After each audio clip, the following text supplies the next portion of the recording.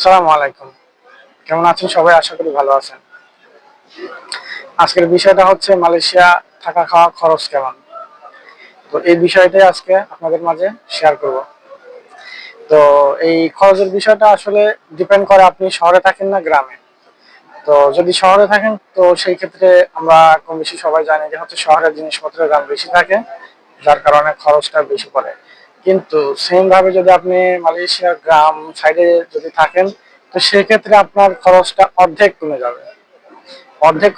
For example, আমার প্রথম company ছিল হচ্ছে পেরাকে, ইপু পেরাকে। ওটা ছিল পুরো হচ্ছে গ্রাম সাইড। তো ওইখানে আমি মালয়েশিয়া 200 রিঙ্গিতে পুরো মাস আমার হয়ে যেত।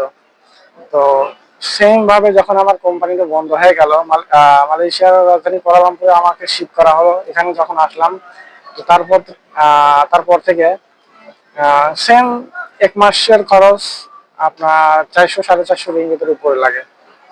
মানে ডাবল খরচ বেড়ে গেছে। সে এই বিষয়টা কেমন যে মালয়েশিয়ার হচ্ছে গ্রাম সাইডে যেটা ছোট ছোট বাজার থাকে।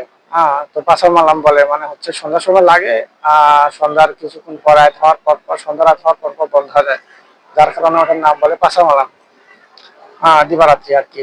তো ওই পাসার মালাম গুলোতে হচ্ছে স্থানীয় যে মালাই বা চীনা যারা আছে তারা হচ্ছে ওই ক্ষেত্র থেকে সবজি টবজি ডিরেক্ট এনে বিক্রি করতো, যার কারণে হচ্ছে তারা লাভ লসের চিন্তা করতো না।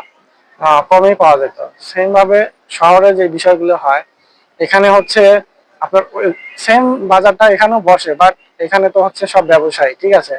ক্ষেত থেকে কেউ আনে না, আর হচ্ছে দোকান থেকে সুপার শপ থেকে ক্রয় করতে হয়, যার কারণে হচ্ছে এখানে খরচটা বেশি। আর হচ্ছে সেম ভাবে যে বিষয়গুলা, যে এখানে কুয়ালালামপুরেও কিছু কিছু হচ্ছে সুপার শপ আছে যেগুলা হচ্ছে ওখানে কার মেম্বারশিপ হয়ে থাকেন, তো সেই ক্ষেত্রে আপনাকে ডিসকাউন্ট দেবে অনেক সবজি আপনি কম দামে প্রতি সপ্তাহে ওরা অফার দেয় হোয়াটসঅ্যাপ নাম্বারে বা ওদের হোয়াটসঅ্যাপ চ্যানেলে। তো এই বিষয়গুলো শেয়ার করে আপনি এগুলা দেখে দেখে যদি হচ্ছে ডেট বা জিনিস দেখে যদি আনতে পারেন, তো সেক্ষেত্রে আপনার হচ্ছে খরচ কম হওয়ার সম্ভাবনা থাকে। তো এগুলা হচ্ছে প্রত্যেকটা এরিয়াতে বা এলাকাতে নাই, নির্দিষ্ট কিছু এরিয়াতে, যেমন আমার এরিয়াতে নাই, ঠিক আছে। যার কারণে হচ্ছে আমার খরচটা বেশি পড়ে। তো আপনারা আশা করি যে বুঝতে পারছেন যে খরচের বিষয়টা কেমন। আর হচ্ছে এটাও অবশ্য সত্য যে এখানে 2 বছর আগে যে চাউলের দামটা ছিল হচ্ছে 26 রিঙ্গিত, সেই চাউলের দাম এখন হচ্ছে 38-40 রিঙ্গিত। তো যদিও 10-12 রিঙ্গিত, কিন্তু মাস শেষে এটাই অনেক পার্থক্য করে দেয়, ঠিক আছে, খরচটা বেড়ে যায়। আর একটা বিষয় হচ্ছে মালয়েশিয়াতেও কিছু কিছু কোম্পানিতে হচ্ছে খাবার দেয়, ঠিক আছে, থাকা খাওয়া কোম্পানির। তো সেক্ষেত্রে আপনার কোনো খরচই লাগবে না, এই আর কি। তাও এরকম সব কোম্পানিতে থাকে না, দু একটা।